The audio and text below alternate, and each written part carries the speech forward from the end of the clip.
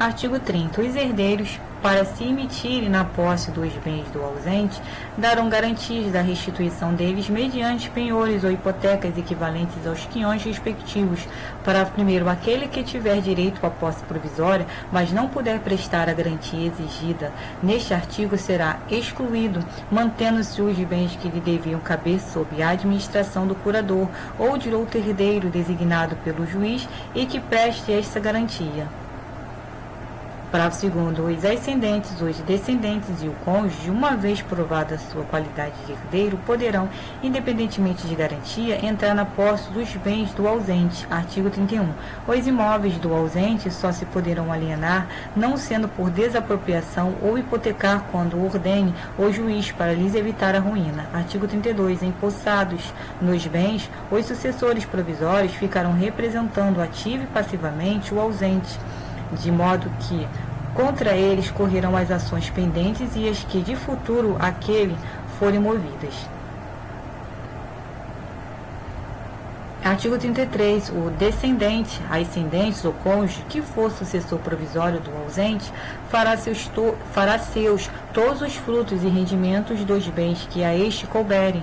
Os outros sucessores, porém, deverão capitalizar metade desses frutos e rendimentos segundo o disposto no artigo 29, de acordo com o representante do Ministério Público, e prestar anualmente contas ao juiz competente. Parágrafo único. Se o ausente aparecer e ficar provado que a ausência foi voluntária e injustificada, perderá ele, em favor do sucessor, sua parte nos frutos e rendimentos.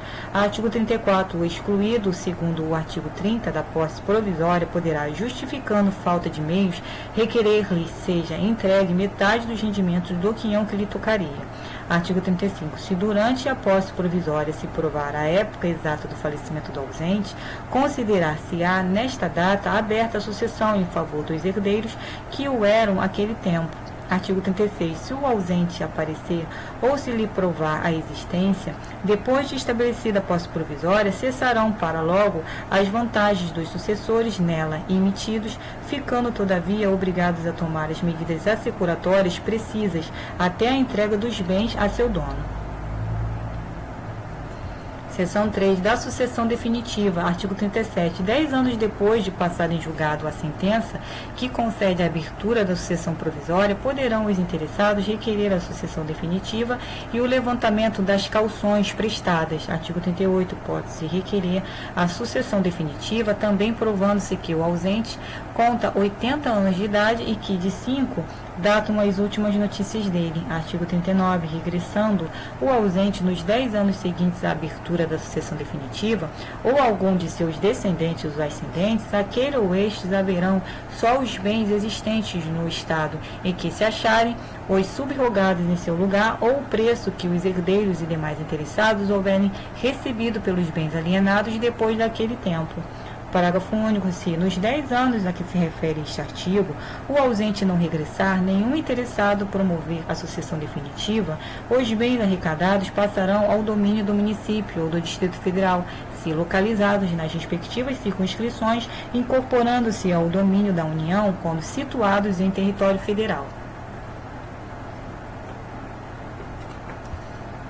Título 2. Das pessoas jurídicas. Capítulo 1. Disposições gerais. Artigo 40. As pessoas jurídicas são de direito público interno ou externo e de direito privado. Artigo 41. São pessoas jurídicas de direito público interno: inciso 1, a União; inciso 2, os Estados, o Distrito Federal e os territórios; inciso 3, os municípios; inciso 4, as autarquias, inclusive as associações públicas; inciso 5, as demais entidades de caráter público criadas por lei.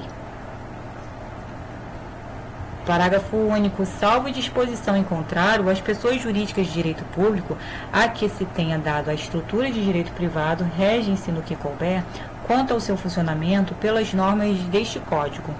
Artigo 42. São pessoas jurídicas de direito público externo os estados estrangeiros e todas as pessoas que forem regidas pelo direito internacional público.